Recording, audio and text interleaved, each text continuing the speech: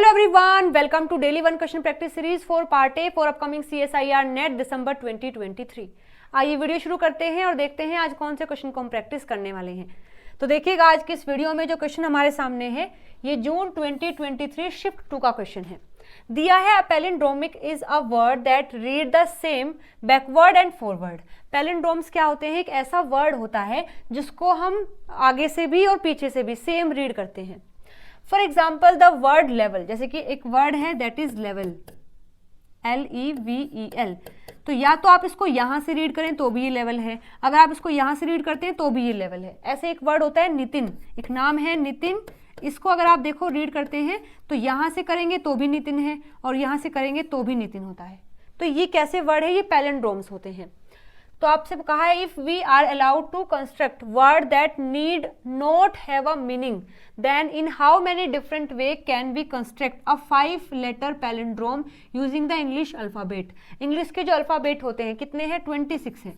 इनका इस्तेमाल करके आपको वर्ड बनाने हैं। कौन से? पैलिंड्रोम बनाना है, मतलब आगे से भी पीछे से भी हम सेम रीड कर सके। उसका कुछ मीनिंग निकले या ना निकले ये मैटर नहीं करता है, बस आपको ऐसा वर्ड बनाना है ये 26 इंग्लिश के अल्फाबेट को यूज करके। ठीक है, तो ये क्वेश्चन बेसिकली आया है परम्यूटेशन कॉम्बिनेशन से। कैसे सोल्व करते हैं इन क्वेश्चंस को? हमसे कहा है कि वो कितने वर्ड का होना चाहिए? वो होना चाहिए 5 लेटर का होना चाहिए। ठीक है, तो सबसे पहले आप क्या करेंगे, एक बॉक्स बनाएंगे जिसके अंदर आपको रखने हैं 5 लेटर। तो 1 2 3 एंड 4 5, 1 2 3 4 5। तो पैलिंड्रोम में क्या होता है? जैसे हम एग्जांपल लेते हैं नितिन का ही, NITIN। ठीक है, NITIN। तो जो हम यहां रखेंगे वो ही हमें यहां रखना होगा, जो हम यहां रखेंगे वो ही हमें यहां रखना होगा। ये कोई भी हो सकता है। ठीक है, तो हमारे पास चॉइस कितनी है? 26 लेटर अभी हमारे पास हैं जो हम यहां रख सकते हैं। ठीक है, अब एक बात और है, इस क्वेश्चन में हमें नहीं बताया कि रेपिटेशन अलाउड है या नहीं है। मतलब जैसे देखो, अगर रेपिटेशन का मतलब है कि अगर मैंने फर्स्ट कॉलम में n रख दिया है तो क्या मैं फिर से यहाँ n रख सकता हूं या फिर मैं यहाँ n नहीं रख सकता हूं?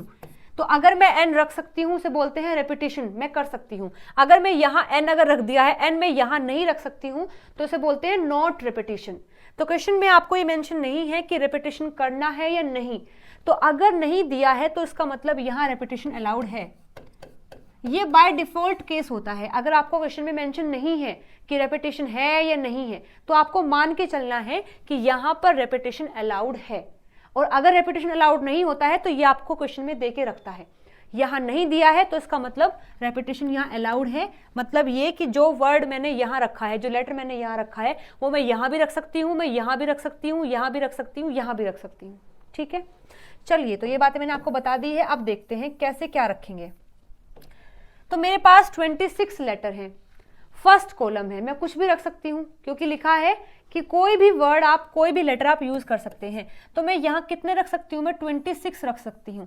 ABCDE मैं कितना भी रख सकती हूँ, कोई भी रख सकती हूँ। तो 26 मैं यहाँ रख सकती हूँ। लेकिन जैसे ही मैंने यहाँ रख दिया, कोई एक मैंने यहाँ रख दिया, तो इसमें रखने के लिए मेरे पास कोई ऑप्शन नहीं है। क्यों नहीं है? मानो मैंने यहाँ रख दिया है A, तो यहाँ रखने के लिए, यहाँ A रखने के लिए मेरे पास 26 ऑप्शन थे, मैं कुछ भी रख सकती थी, लेकिन मैंने A रखा। लेकिन यहाँ रखने के लिए मेरे पास कोई ऑप्शन नहीं है, मुझे यहाँ A ही रखना पड़ेगा। क्योंकि पैलिंड्रोम क्या होता है? जो यहाँ से भी और यहाँ से भी सेम रीड किया जाए। तो अगर यहाँ मैंने A रखा है तो मुझे यहाँ भी A ही रखना पड़ेगा। ठीक है, तो यहाँ रखने के लिए मेरे पास 26 ऑप्शन है, लेकिन यहाँ रखने के लिए मेरे पास कोई ऑप्शन नहीं है। यहाँ केवल मैं एक ही रख सकती हूँ, वो कोई भी हो सकता है। मानो मैंने यहाँ B रखा है तो मैं यहाँ केवल B ही रखूंगी। तो यहाँ B रखने के लिए मेरे पास 26 ऑप्शन है, लेकिन यहाँ B ही रखना है, मुझे बस B ही रखना है, तो 1 आ जाएगा। ठीक है, तो 2 कॉलम हमने कंप्लीट कर लिए हैं। यहाँ 26, यहाँ 1। अब बात करते हैं सेकेंड कॉलम की। अगेन रेपिटेशन अलाउड है, तो यहाँ अगर मैंने A रखा है तो मैं यहाँ भी तो A रख सकती हूँ क्योंकि रेपिटेशन मुझे अलाउड है। और अभी भी मेरे पास कितने ऑप्शन है? 26 ही हैं, तो यहाँ भी 26 आएगा। तो यहाँ भी रखने के लिए मेरे पास 26 ऑप्शन है, लेकिन अगेन यहाँ रखने के लिए केवल एक ही है, क्योंकि अगर मैंने यहाँ I रख दिया है तो मुझे यहाँ I ही रखना पड़ेगा। तो अगेन यहाँ मेरे पास केवल एक ही ऑप्शन है रखने का।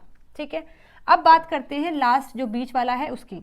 तो अगेन यहाँ भी मैं कुछ भी रख सकती हूँ 26 में से, तो ये 26 हो जाएगा।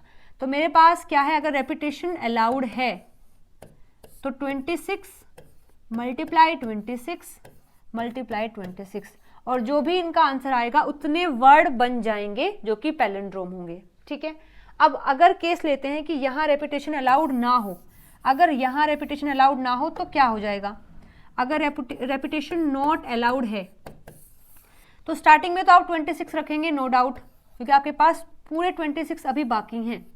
लेकिन जैसे आप यहाँ रख देते हैं तो यहाँ रखने के लिए केवल आपके पास 25 ऑप्शन ही है, क्योंकि आपने एक यहाँ रख दिया है। मानो 26 है, आपने यहाँ ए रख दिया है, तो अब आप ए को यहाँ नहीं रख सकते, आप बी रख सकते हो, सी डी ई एफ कुछ भी, लेकिन ए नहीं रख सकते हो। तो यहाँ आपके पास 25 ऑप्शन होंगे, तो यहाँ 25 होंगे। और जैसे आपने यहाँ मानो बी रख दिया है, तो आप यहाँ ए नहीं रख सकते क्योंकि आपने ए यहाँ रखा है, आप बी नहीं रख सकते क्योंकि आपने बी यहाँ रखा है। तो इससे अलग आप कुछ भी रख सकते हो। इससे अलग कितना बचा है, 24। इसके बाद अगेन यहाँ बनाएगा और यहाँ बनाएगा। तो अगर रेपिटेशन अलाउड नहीं होता है तो ये आंसर आना चाहिए, अगर रेपिटेशन अलाउड है तो ये आंसर आएगा। हमें क्वेश्चन में दिया है रेपिटेशन इज अलाउड, क्योंकि नहीं दिया है उसका मतलब ही है कि रेपिटेशन अलाउड है। तो हमारा आंसर हो जाएगा 26 मल्टीप्लाई 26 मल्टीप्लाई 26। ठीक है, तो इसके लिए आंसर होगा 26 मल्टीप्लाई 26 मल्टीप्लाई 26, यानी third option is the right answer for this question. तो आई होप ये समझ आ गया होगा। अभी भी अगर नहीं आया है, कोई डाउट है तो आप कमेंट करके मुझसे पूछ सकते हैं। चलिए मिलते हैं अगली वीडियो में नए क्वेश्चन के साथ में। Till then bye bye, take care.